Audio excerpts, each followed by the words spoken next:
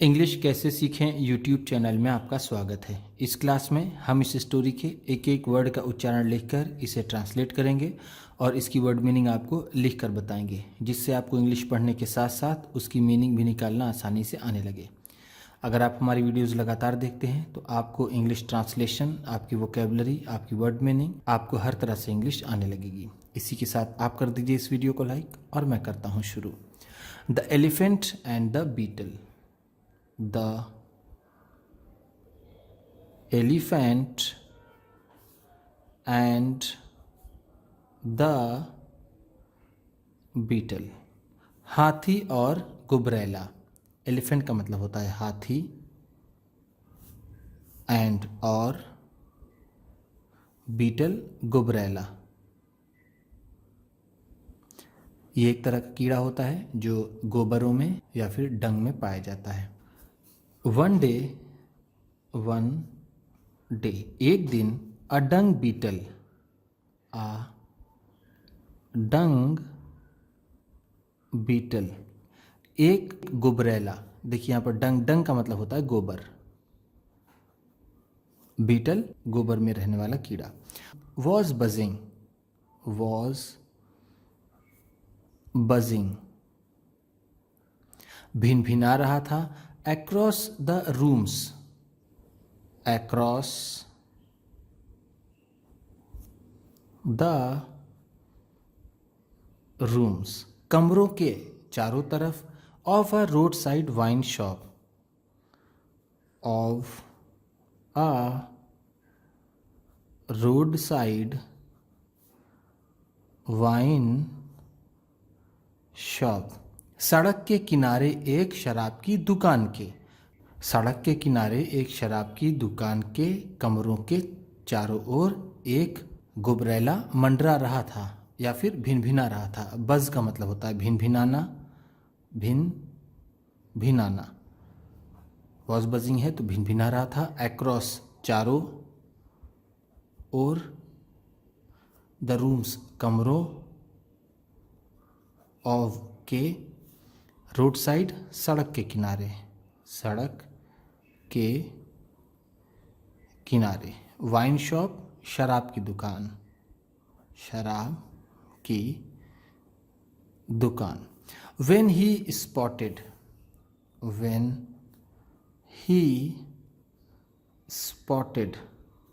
तभी उसने देखा। व्हेन का मतलब यहाँ पर होगा तभी, स्पॉटेड देखा या फिर उसकी नज़र पड़ी। सम एम्प्टी लिकर बॉटल्स, सम एम्प्टी लिकर बॉटल्स, कुछ खाली शराब की बोतलों पर। सम का मतलब है कुछ, एम्प्टी खाली, लिकर बॉटल्स शराब की बोतलें, शराब की बोतलें। ध्यान दीजिएगा, लिकर और वाइन दोनों का मतलब एक ही होता है, मदिरा या फिर शराब। On a table, on a table, एक मेज पर। टेबल का मतलब होता है मेज। एक मेज पर उसकी नज़र कुछ खाली शराब की बोतलों पर पड़ी। ही फ्ल्यू, वह उड़ा। Near the bottles, near the bottles बोतलों के करीब। एंड लिक्ड और चाटा। द फ्यू कुछ रिमेनिंग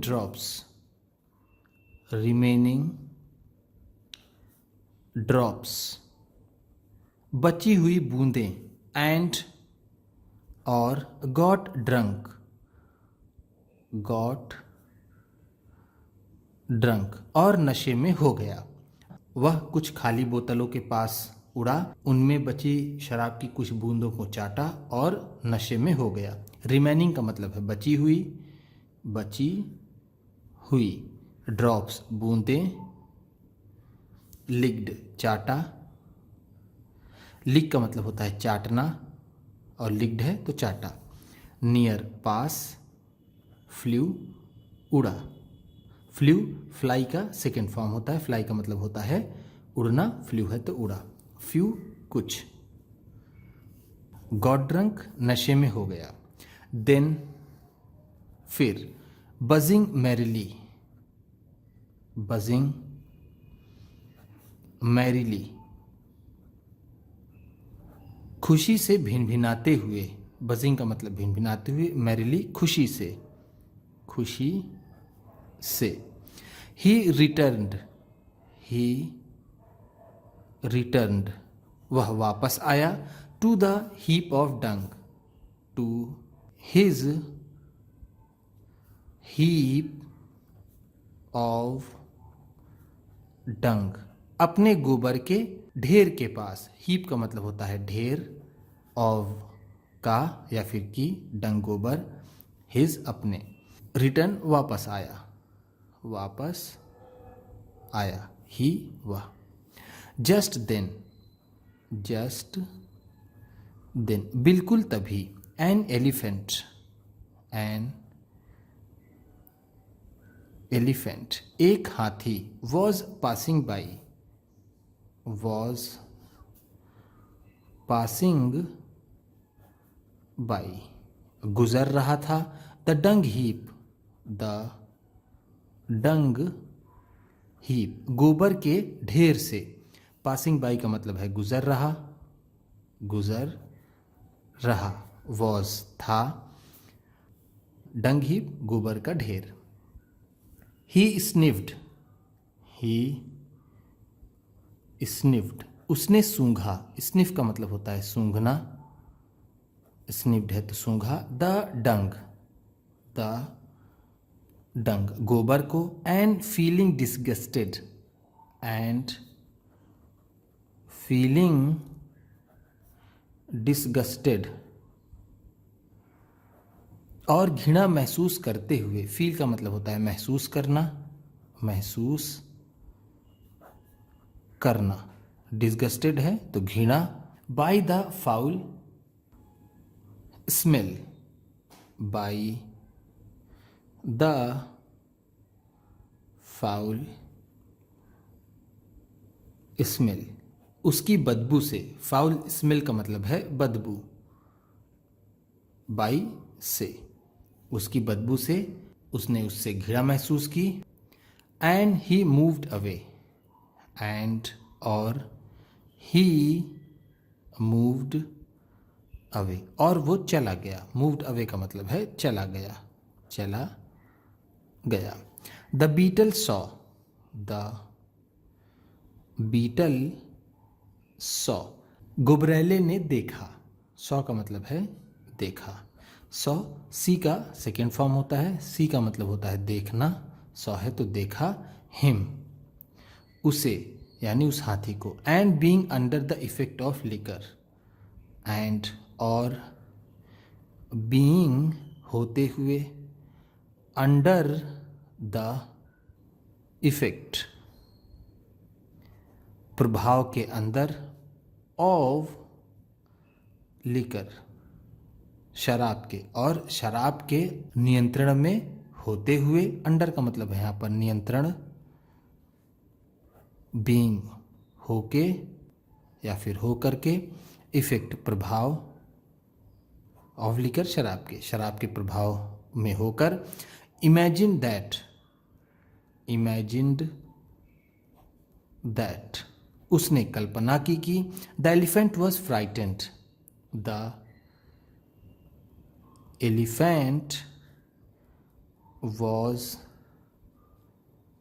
फ्राइटेंड कि हाथी डर गया। इमेजिन का मतलब होता है कल्पना करना, कल्पना करना। इमेजिन्ड है तो कल्पना की। फ्राइटेन डरा हुआ, डरा हुआ। वॉज फ्राइटेंड है तो डर गया। ऑफ हिम, ऑफ हिम उससे, उसने कल्पना की कि वो उससे डर गया। Forgetting the fact that, getting भूलते हुए, द फैक्ट दैट इस तथ्य को कि, he was just a small beetle, he was just a small beetle कि वो बस एक छोटा सा गुबरैला है। स्मॉल का मतलब है छोटा, जस्ट बस। He called after the elephant, he called after the elephant उसने हाथी को पुकारा। कॉल्ड आफ्टर का मतलब है पुकारा, पुकारा। And challenged him, and challenged him और उसे चुनौती दी। चैलेंज का मतलब होता है चुनौती देना, चुनौती देना। चैलेंज्ड है तो चुनौती दी, हिम उसे, to a fight, to a fight लड़ाई की। फाइट का मतलब है लड़ाई, उसने लड़ाई की चुनौती दी। कम ऑन, कम ऑन, आओ। You big fat fool, you big fat fool तुम बड़े मोटे बेवकूफ़। बिग का मतलब है बड़ा, फैट मोटा, फूल बेवकूफ़। तुम बड़े मोटे बेवकूफ़, आओ। लेट्स फाइट, लेट्स फाइट चलो लड़ते हैं। एंड सी, एंड सी और देखते हैं। Who wins today, who wins today कि आज कौन जीतता है। हु का मतलब है कौन, विंस जीतता है, जीतता है, टुडे आज। विन का मतलब होता है जीतना, विंस है तो जीतता है। ही शाउटेड, ही शाउटेड वह चिल्लाया। At the elephant, at the elephant उस हाथी पर। शाउट का मतलब होता है चिल्लाना, शाउटेड है तो चिल्लाया। द लेटर, द लेटर बाद वाले ने यानी हाथी ने। लेटर का मतलब है बाद वाला, बाद वाला। एट फर्स्ट, एट फर्स्ट पहले तो। डिड नॉट पे एनी हीड, डिडंट पे एनी हीड कोई भी ध्यान नहीं दिया। पे हीड का मतलब होता है ध्यान देना, ध्यान देना। बट लेकिन द बीटल, द बीटल वो गुबरैला। Being over excited, being over excited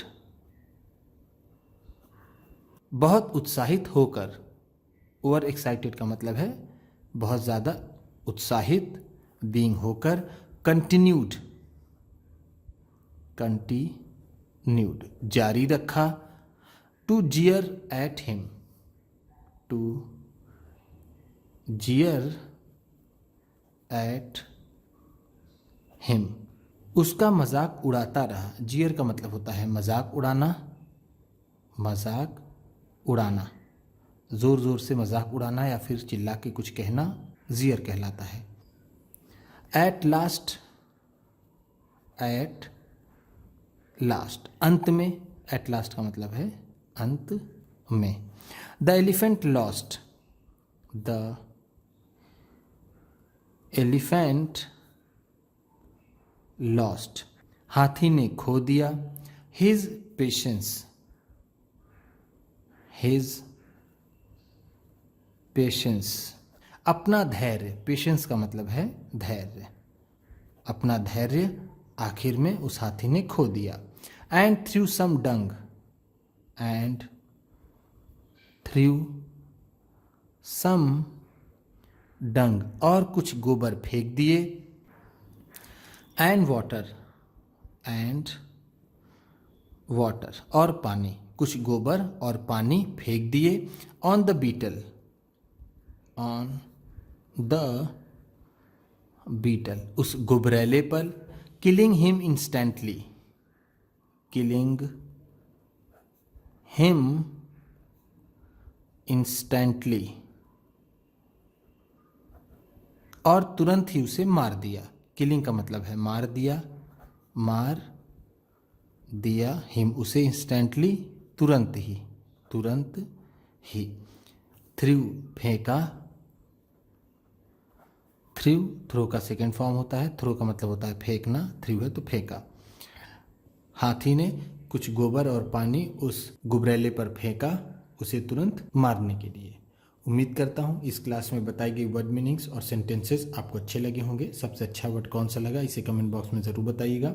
इसी तरह की वीडियोस के साथ साथ ढेर सारी रीडिंग की, ट्रांसलेशन की और बहुत सी इंग्लिश सीखने वाली वीडियोस पाने के लिए चैनल को सब्सक्राइब कीजिए, और ये वीडियो किसी न किसी अपने एक दोस्त को, मित्र को, परिवार वाले को शेयर भी ज़रूर कीजिएगा।